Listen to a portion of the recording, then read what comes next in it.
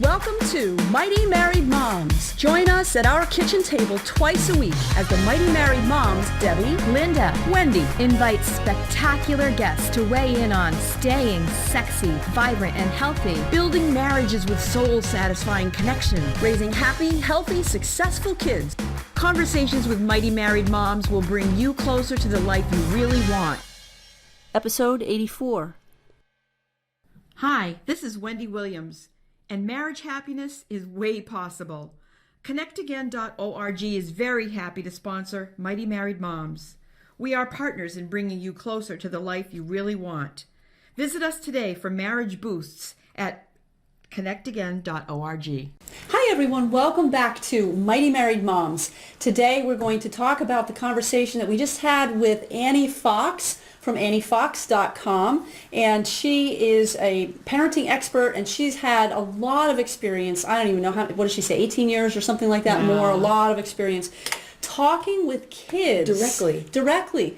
She started this program years and years ago when she had this carpool. She was listening to her own kids and found that they were asking her for advice, and they loved listening to her. So she was kind of in the early days of the internet and got online, and lo and behold, kids started writing to her. And so today, 18 years later, she's still getting letters from kids via email every single day. She's asking her questions, like a Dear Abby.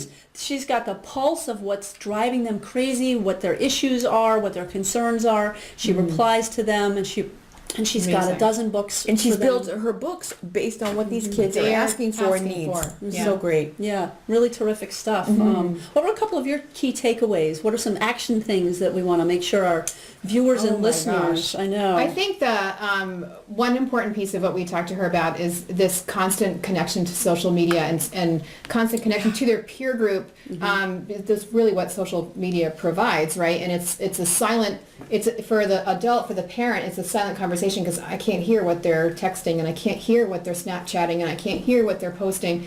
And if I'm not able to see it or watch it, and I know my youngest doesn't like me to look at what he posts. I mean, he's pretty protective about some of the areas of social media, and he tries to stay on the ones that I'm not familiar with, you know. So, and I don't think he's posting anything bad, because my older son will definitely tell me, but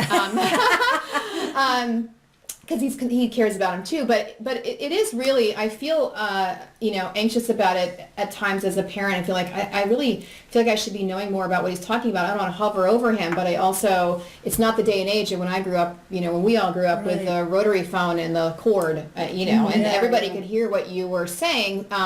So, and not that we didn't talk with our friends outside of the home, and not that we didn't keep our secrets from our parents, because it's important to do that. You have to have some autonomy, and you have to be able to separate. But it is it's a new world. It's a new world of parenting on that level, because, as she said, it's the world's, largest unsupervised playground, and social media. They're out there in that playground a lot of the time, And so some of the solutions to that, at least, are getting them to be unplugged, because we form this addiction, really, to the phone and to being connected to the social media. Who likes my post? Who's doing this? Who that? My youngest in particular is really attached to it. You have to make him, put it down and walk away. And so one wonderful way to do that she said sounds very quaint, but it's very powerful, is family dinner. Family dinner, we leave all devices somewhere else. And you'll get grunts, you get groans, you get eye rolls.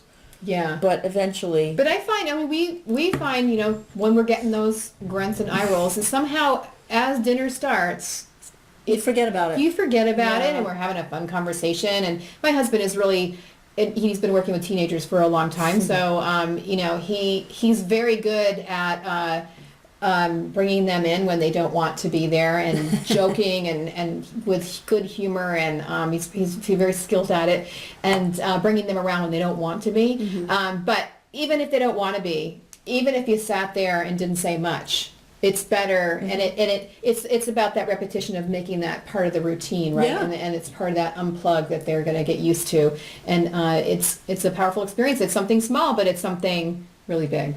And I think it goes even deeper than that, though. I mean, this is unplugging and having that family dinner is great. The purpose behind it is to have the connection with your kids. Yes. And that's why you have the family dinner. That's why everyone unplugs, is because if you don't have that daily connection with your kids, and I'm not saying you have to have a daily family dinner, let's be real. Yeah, that's not going to happen, right? But a daily connection with your kids, including multiple times during the week at least, a family dinner. That's how you maintain influence over what your kids are going to do. Because if you lose that influence, then you feel like all bets are off, And I find as a parenting coach, a family coach, lots of times it's the parents of the kind of upper elementary and middle school kids who will come to me, and they're the ones who feel like I still have 5, 6, 7 years ahead of me with this kid who's giving me problems. Right. But the parents of 15, 16, 17-year-old kids, they feel like they're thrown in the towel. They're done. They don't want to have, and I'm like, I'm done with this. I can't make any more changes. I've tried. I'm done. Interesting. And I would say you haven't tried everything yet, and you're not done yet. So the daily connection is the way to do it. And Annie points out ways to do that, of course, are the family dinner and unplugging periodically. There's a really cool website out there. I'm not going to be able to say it directly or accurately probably, but it's something where the guy's a marriage educator, a marriage enhancing person out there, and I think it's called 38minutesaday.com, and that's exactly what it is. Sit down, eat with your family, eat with your husband, eat with your wife, eat with your partner, and eat with your kids, and you'd be amazed what that can do for relationships and peace in the home. Amazing, Yeah. And it's not the first time we've heard it, but the tide to just keep going and going and going, and everybody's in their own corners and grabbing the food off the table and going to their room or whatever. It's very hard to fight that. And I think Annie also pointed out another really important thing is where you don't have to ask them, how was your day?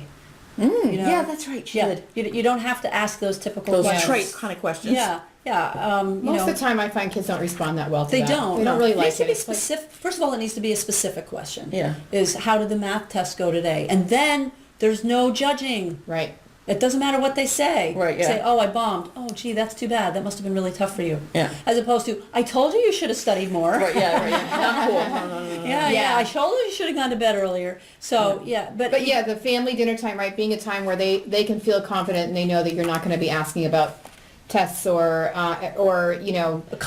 How was your day, or did you do this, or did you do that? Don't make it about that. Yeah. Just let them be. Is your college essay done yet? Yeah, Exactly. That's another whole can of worms. Oh, yes it is. Yes, it is. Linda knows. Yeah. Yeah, and I just love the fact that she was able to cultivate and make 12 books out of her conversations with real teens, with real stuff, I just think that, and those books are going to be such gold if you are a parent to just really dive in and get, like, this is what Especially that tribe needs. Middle school girls, a lot of her books are for not all of them, but a lot of them are specifically for middle school girls, because that is such a brutal age. It's a brutal age. We did talk about it, and she was very comforting, because I really have felt, that's like the black hole of childhood. It's like these amazing young kids, and then suddenly they go into middle school and they hate themselves and they don't. I mean, my oldest we had to, work really hard to get him to shower, on a daily basis. He wouldn't do it. He just was defiant. It was the strangest, weirdest. All the boys were wearing shorts even in the middle of winter. Like, it was like this weird defiant time. No, I can wear shorts. I don't care. I can wear flip-flops. We used to make fun of him and say, you've got icicles on the, hairs on your legs, and like, gosh, I'm glad I'm not in middle school and I'm not dumb enough to wear shorts in the wintertime. Right. Kind of joke with him, and he would laugh, but he couldn't shake it. Couldn't shake it, because everybody would say, what's wrong with you? All his peers, because the peer group becomes much more, as she called it, really the peer approval addiction, right? And I said, we used to try to tell him, like, if you wear pants, then everyone else will go, hey, someone's wearing pants. It's okay to wear pants when it's, 3 degrees outside rather than my shorts. And everyone will be so grateful to you, and everyone will start doing it. There has to be the first one sometime. Someone's got to do it, and he was like, Not me. No. I can't even imagine. Oh my gosh, I remember when our daughter was in middle school, and the only thing the girls wore on their feet were Uggs. Oh, I hated that phase. Every single girl had Uggs on their feet. Yeah. And they were shuffling through the Shuffling. hall. And if you didn't have Uggs, and pajama bottoms? Yes, the pajama bottoms. That's Oy. right. Yeah. And if you and didn't if you have didn't have Uggs, the real Uggs, Forget Oh it. yeah, oh Forget yeah. it. Well, that was like, all right, here's a drop a dime on my age. Sperry topsiders in Massachusetts was the thing when I was in high school. and Sperry topsiders, you could tell the stitching on the back of the heel was very specific. And of course, when you flipped up when you showed the sole of the shoe, it had Sperry on there. And if it didn't, if you were wearing knockoffs, Forget it. Yeah. total bad Okay, news. so yeah, we've now Years. agreed that this is annoying. Yeah. It's a bad time in childhood. So, so what do we do about it? What I say is just love your kid. You know, let them do what they need to do in order to feel accepted by their peers, because they have to do that. Otherwise, they're going to be ostracized. Yeah. Right. And you don't want your kid to be ostracized. No. Just love them for who they are when they're home, Right. and allow them to be themselves. Right. Who is that authentic self? Right. And love that authentic self. Love that and we authentic- talked about that too. Right. We did talk about that, and Annie said, start to back off a little bit as early as middle school. Yep, You know, and that was good yeah. advice. I thought that was really Yep. interesting. Is you got to kind of Take let them responsibility for letting them emerge. and letting them go through some of those hard times, because it's a hard time. It's a really tough. That's when all the cliques form and all that. Yes.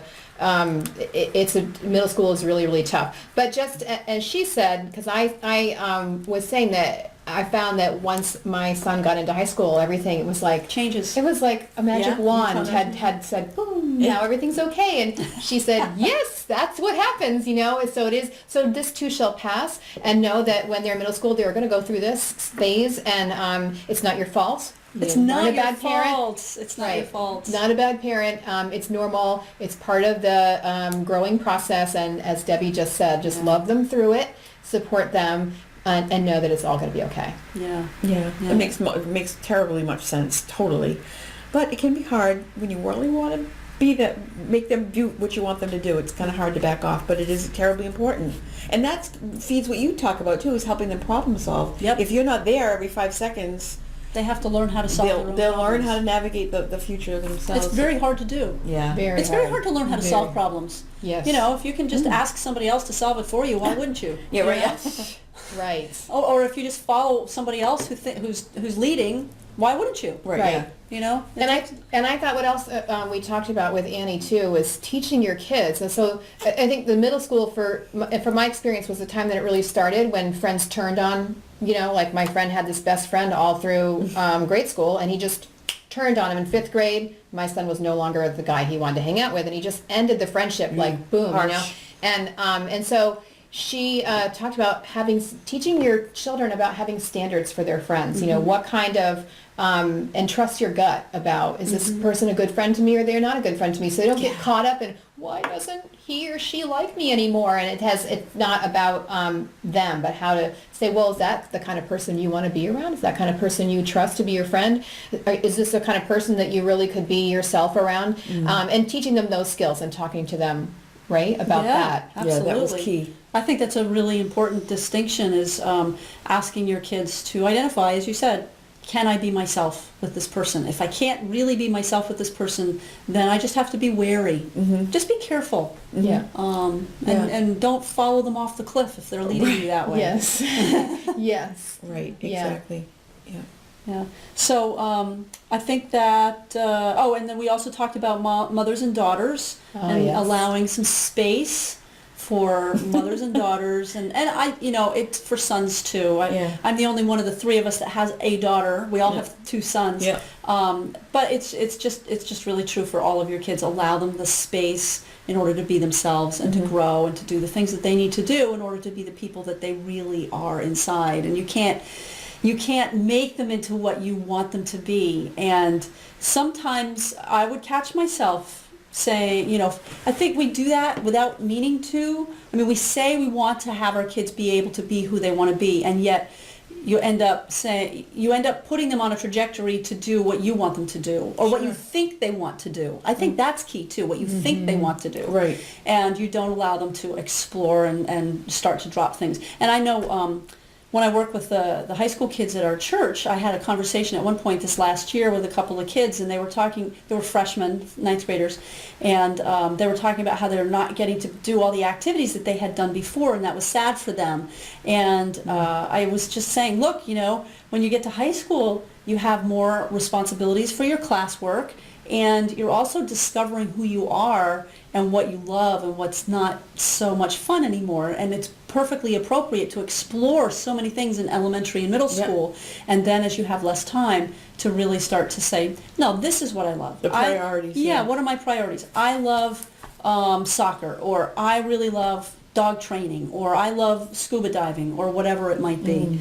And another thing I think that happens too is if we project onto our kids like, oh, she's going to make a great pediatrician, she just loves kids, and she'll be, if you kind of lock into that or whatever, and I'll speak for myself, I've had the experience where I took one class in college, and the only reason I took that one class was because that one was filled up, so I took it with this one, and all of a sudden a whole new world opened up, and you're like, oh, I had no idea. Like somebody we just talked with recently, one of our guests said, he took one, throwaway psychology class, and all of a sudden his ideas about becoming a dentist went out the window, and here he was, a psychologist. He fell in love with the discipline, and he's one today.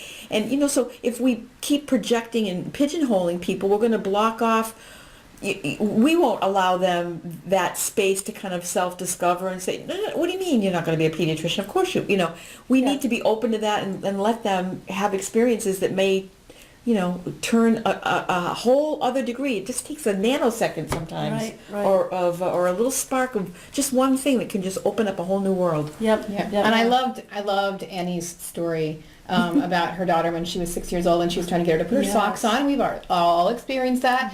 Put your socks on. Did you put your socks on yet? Here's your socks. You got to put your socks on. And gotta get going. And you got to get going. And she went up. And her daughter was in another room, and she went in, and not only had she not put her socks on, but she was using them. She had made them into puppets, and she was doing her own little puppet show. And and Annie said, I would have had my socks on by now. And she said, her daughter said, Mom, I'm not you.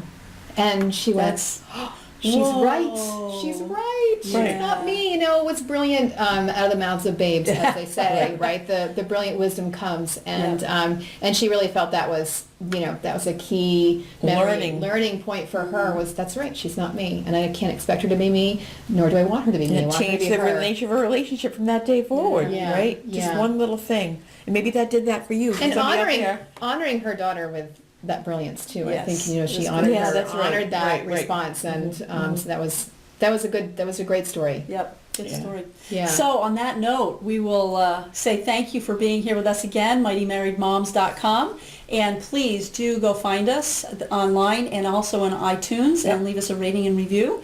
And until next time, I'm Debbie Owen from You Can Raise Great Kids. I'm Wendy Williams from connectagain.org. And Linda Tighe from All Well Breaks Loose. And we'll see you next time. Thanks so much. Take care. You. Bye. Thank you for joining us for this episode of Mighty Married Moms. Tune in twice a week on Mondays and Thursdays to meet fascinating and inspiring guests who will help you create the life you've always wanted. You can find these episodes and special gifts just for you at mightymarriedmoms.com, as well as a link to our Facebook community, where we continue the conversation around the kitchen table. Please also help share the love by leaving a review on iTunes. We'll see you next time.